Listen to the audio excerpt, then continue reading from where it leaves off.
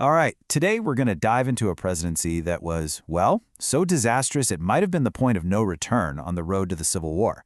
Yep, we're talking about the 14th president, Franklin Pierce. You know, it's a question people love to argue about. Who was America's worst president? And while you see a few different names thrown around for the top spots, there's one guy whose name almost always shows up right near the bottom. Take a look at this. In a recent poll, you've got James Buchanan at the absolute bottom, Andrew Johnson right there, and look who's just above him, Franklin Pierce, number 41 out of 43. I mean, that's bad. And this isn't some outlier. This is pretty much where historians consistently rank him. So the big question is, why? What went so wrong? So yeah, that's exactly what we're going to get into. We're going to look at the evidence behind this historical verdict. What did Franklin Pierce do, or maybe what did he fail to do that landed him this reputation?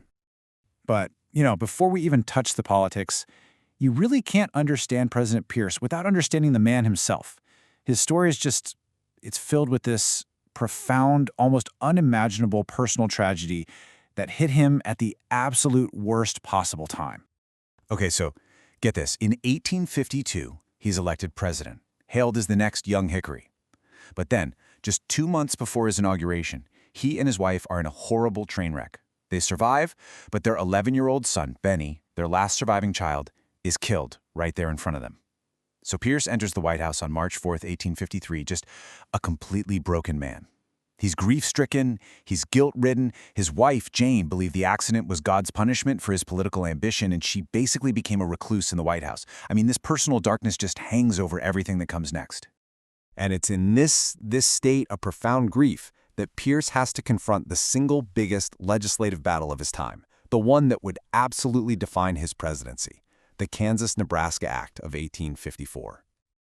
Now, historians have this really powerful way of describing this act. They call it the spark to tinder. Seriously, just picture the country as this giant pile of dry wood, already super tense and divided over slavery. This piece of legislation, it was the match that lit the whole thing on fire.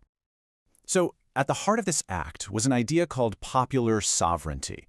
And on the surface, it sounds pretty good, right? Super democratic. Let the people who are actually settling the new territories of Kansas and Nebraska, let them decide for themselves if they want to allow slavery or not. The problem wasn't really the idea in a vacuum. It was what this idea completely bulldozed. See, for more than 30 years, there was this thing called the Missouri Compromise. It had kept a really fragile peace by basically drawing a line across the country saying no slavery in new territories north of this parallel. It wasn't perfect, but it worked. The Kansas-Nebraska Act, which Pierce pushed for, didn't just kind of ignore that line. No, it officially declared the Missouri Compromise inoperative. It completely shattered what many saw as a sacred, decades-old pledge. And the reaction? Oh, it was immediate and it was furious. People in the North felt totally betrayed. This quote from Ohio legislators at the time called it a gross violation of a sacred pledge. They saw it as caving to the South, a move that would turn this new land into a dreary region of despotism inhabited by masters and slaves. They were not holding back. So this nice-sounding political theory from Washington was about to crash head-on into a very violent reality.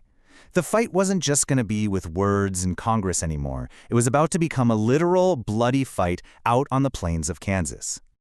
Right. As soon as the act passed, it was like a starting gun went off. The race was on. You had pro-slavery and anti-slavery settlers just flooding into the Kansas territory. And make no mistake, this wasn't really about farming or starting a new life. This was a high-stakes political battle to pack the territory with your side and control the future of the state. And it didn't take long for things to turn ugly. It basically became a brutal, small-scale civil war. Guerrilla warfare just erupted. You had these pro-slavery militants from Missouri, called border ruffians, who would cross the border to attack anti-slavery towns like Lawrence.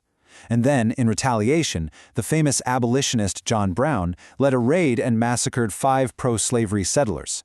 This vicious cycle of violence went on for 2 years and gave the territory its grim nickname, Bleeding Kansas. And the final cost of this grand experiment in letting the people decide? Around 200 people were killed. So yeah, that elegant-sounding theory of popular sovereignty, when you applied it to the most explosive issue in America, It was a catastrophic failure. It didn't solve anything. It just devolved into civil strife and straight-up murder. Which brings us to the final judgment on his presidency. Because it wasn't just this one disastrous act. It was a whole series of actions that just kept making the nation's wounds deeper and deeper. I mean, that same year, 1854, his administration gets caught up in another huge scandal, the Austin Manifesto. This was a secret memo, basically, where U.S. diplomats argued that we should buy Cuba from Spain, or if they wouldn't sell, we should just wrest it from them by force. And why? To create a new slave state. When this document leaked, you can imagine the outrage. It was denounced everywhere and just reinforced the idea that Pierce's administration was aggressively, unapologetically pro-slavery. And the political fallout from all this? It was massive. The whole landscape was just shattered. The Whig Party, which couldn't figure out where it stood on slavery, completely collapsed. And out of its ashes, the anti-slavery Republican Party was founded in 1854. At the same time, Pierce's own party, the Democrats, fractured right down the middle along north-south lines, a split that would have huge consequences just a few years later. I mean, his failure was so total that his own party did something that had never been done before. They refused to even re-nominate him for a second term. Think about that. The first elected president ever to be denied that chance by his own party. It was a stunning, unprecedented rejection of his leadership. So in the end, Pierce's legacy is just one of catastrophic failure. He inherited a nation that was already deeply divided, and through this awful combination of personal tragedy and just disastrous policy, he pushed it right to the breaking point. He didn't just fail to fix the problem of slavery, he actively poured gasoline on the fire. He handed his successor, James Buchanan, a country that was basically a ticking time bomb. And that leaves us with one final, kind of chilling question to think about. By ripping up those old compromises, by unleashing the horror of bleeding Kansas, did Franklin Pierce's presidency slam shut the very last door to a peaceful solution? Was this the moment the Civil War truly became inevitable?